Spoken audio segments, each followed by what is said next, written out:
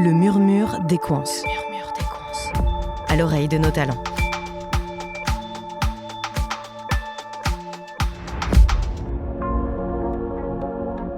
À quoi ressemblera l'avenir des mobilités durables ? Cette semaine, embarquons dans l'univers des transports intelligents avec Eric, responsable marketing, expérience client et formation chez Ineo Systrans. Il nous éclaire sur les solutions développées par cette entité d'Equance pour répondre aux défis des bus, des trains et des tramways. Pour commencer, replaçons les choses dans leur contexte. Eric, quelles sont les missions d'Ineo Systrans ? Alors Ineo Systrans, c'est une filiale, une société d'Equance, leader dans le monde dans le secteur des systèmes et services de transport intelligents. Donc notre travail, c'est de fournir aux exploitants de transport public un outil de supervision de leur réseau, donc qui va leur permettre de gérer le réseau au quotidien en termes de parc, en termes d'agents de conduite, en termes d'horaire, en termes de respect d'offres théoriques qu'ils ont à assurer auprès de leurs clients. Ineo Systrans propose donc tout un écosystème de solutions pour rendre les transports plus intelligents et plus fluides. Parmi ces solutions se trouve l'offre Navineo et c'est celle qui va nous intéresser aujourd'hui.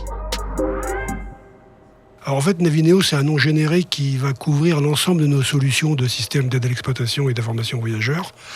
En fait, aujourd'hui, nous sommes capables de fournir pratiquement tous les systèmes d'exploitation, tous les opérateurs de systèmes, qu'ils soient bus, qu'ils soient tram, qu'ils soient train, en partant d'un opérateur qui n'a que 10 véhicules jusqu'à celui qui a 10 000 véhicules. Donc voilà, Navineo, en fait, c'est le nom générique de ces différents systèmes qui ont tous la même base, mais après qui sont plus ou moins gréés, on va dire, pour supporter des volumes différents.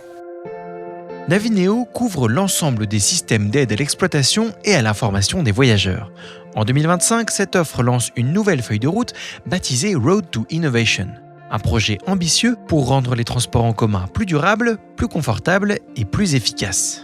Prenons un premier exemple très concret, l'exploitation des bus électriques. L'autonomie d'un bus électrique, c'est un peu comme le niveau de batterie de notre téléphone. Mais contrairement à notre portable, un bus ne peut pas se brancher n'importe où lorsqu'il est à plat. Il faut donc planifier, organiser et surtout ne pas tomber en panne au beau milieu d'une ligne. Problème, l'autonomie annoncée par les fabricants de bus électriques correspond à des situations idéales. Météo parfaite, pas trop de passagers, pas de bouchons ni de côtes à monter.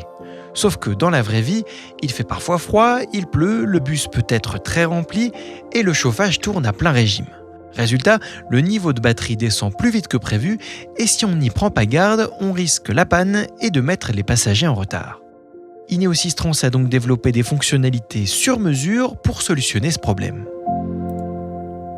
En termes d'innovation, aujourd'hui, on travaille sur du machine learning bus électrique, c'est-à-dire qu'on va profiter de l'intelligence artificielle pour être encore plus performant dans la prédiction des distances réalisables par les véhicules en fonction de la charge qu'ils ont. Et on va intégrer typiquement tout ce qui est la météo, donc la température, la topologie du réseau, c'est-à-dire les montées, les descentes, sachant qu'il va consommer plus ou moins, se recharger plus ou moins en fonction de la topologie du réseau, donc en fonction des lignes. Voilà. Donc un outil d'intelligence artificielle va réussir à historiser en fait toutes ces données pour donner des prédictions plus fiables à l'exploitant qui, entre guillemets, ne sera pas pris au dépourvu dans l'exploitation au quotidien de son parc de véhicules électriques. Avec ce système de gestion intelligent des réseaux, la régie de transport a une visibilité permanente sur le niveau d'autonomie de ses véhicules, qu'ils soient au dépôt ou en train de rouler. Un autre point très important de la feuille de route Road to Innovation, c'est la refonte des interfaces de Navineo. Résultat, des écrans plus clairs, plus intuitifs, avec les informations essentielles directement sous les yeux des opérateurs pour une exploitation plus efficace. En un coup de regard, ils connaîtront la fréquentation des voyageurs, la ponctualité des transports ou encore les perturbations du trafic. Et pour couronner le tout, Navineo propose une nouvelle fonctionnalité pour aider les équipes terrain en temps réel, la gestion du rétablissement d'agents. C'est une fonction donc, qui est vraiment toute nouvelle et qui est utile dans le cadre de dégradation du réseau. C'est-à-dire que quand on va pour le mieux dans le meilleur des mondes, en fait, l'offre de transport prévoit les rotations des bus toute la journée sur les lignes et donc les agents qui se succèdent à l'intérieur de ces véhicules, donc au rythme de ce qu'on va appeler les relèves. Lorsqu'on a une dégradation sur le réseau et qu'un bus, ou qu'un tramway d'ailleurs, ne peut plus aller du point A au point B, parce qu'on a une coupure au milieu, et bien évidemment, toute cette théorie est mise à mal. Et cependant, les conducteurs, ils vont pas passer leur journée dans le véhicule à attendre qu'on les relève. Donc il faut trouver des gens pour les relever. Et en fait, on a une fonction donc dans Navinéo qui va permettre en fait de mettre les bons agents à la bonne place lorsqu'on est en dégradé. Et le système automatiquement va dire, à l'heure actuelle, j'ai tel agent dans tel véhicule. Et donc il va proposer lui-même l'endroit où on va faire l'échange pour replacer en fait les bons agents dans les bons véhicules. À présent, parlons innovation avec Navinéo Lab, un ensemble de projets de recherche qui repoussent les limites de la mobilité en intégrant des technologies de pointe aux solutions de systèmes de transports intelligents. Navinéo Lab, c'est aller regarder ce qui se fait de nouveau dans la technologie pour voir comment on pourrait l'intégrer dans nos systèmes pour être plus performant et donner plus de, alors soit de possibilités, mais soit aussi plus de facilité à nos utilisateurs pour aller plus vite vers un résultat en fonction d'une cause problématique. C'est le bus électrique. Navinéo Lab, c'est la possibilité d'aller faire des tests en fait chez nos utilisateurs directement sur site pour voir en fait dans la vraie vie comment ça se passe. C'est aussi travailler avec des universités. Donc donner des projets à des universitaires de réflexion pour qu'ils commencent à creuser certains points qui pourront derrière nous être utiles et nous permettre d'améliorer encore nos systèmes. Face au besoin de gérer un nombre croissant d'agents sur le terrain, la fiabilité et la sécurité des communications est essentielle.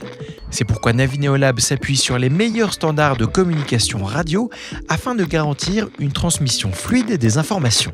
Un atout majeur dans un contexte où la coordination et la rapidité d'action font toute la différence. En termes de technologie radio, donc là on travaille sur une solution qui s'appelle le MCPTT. Donc en fait c'est un canal de sécurité privé avec des communications qui sont chiffrées et qui peuvent être complètement dédiées aux opérateurs de transport. Donc les fournisseurs de réseaux tels Bouygues, tels Orange peuvent allouer des canaux aux opérateurs de transport pour utiliser cette nouvelle génération de radio qui est aujourd'hui très prisée et aujourd'hui très largement utilisée typiquement par les forces de l'ordre parce qu'en fait c'est vraiment de la radio qui est considérée inviolable. Puisqu'on parle d'innovation et d'évolution technologique, impossible de ne pas aborder un sujet qui façonne déjà le futur du transport, les véhicules autonomes.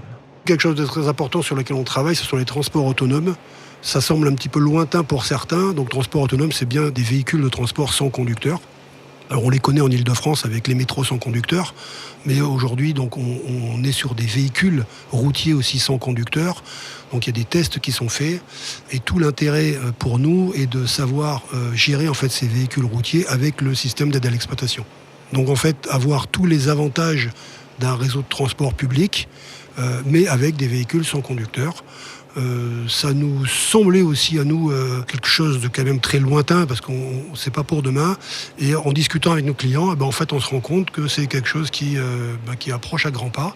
Et c'est pour ça que nous sommes assez fiers d'être en avance de phase sur ce sujet et donc de savoir aujourd'hui presque complètement intégrer des véhicules autonomes à notre système d'aide d'exploitation.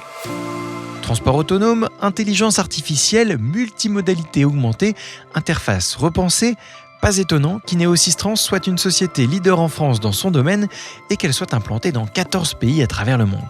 Et pour Eric, le sentiment d'apporter une aide concrète aux exploitants est une véritable fierté.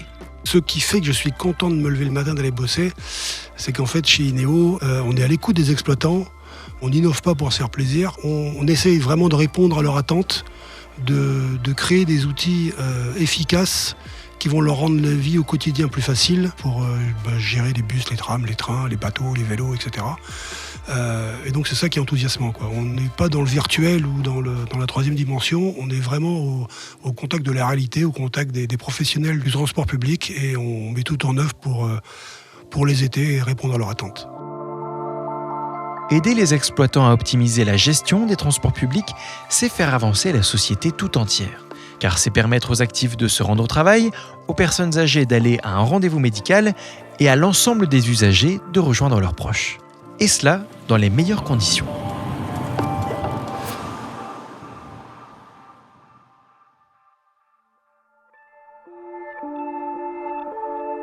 Merci d'avoir écouté cet épisode du Murmure des coins. À bientôt pour un prochain portrait.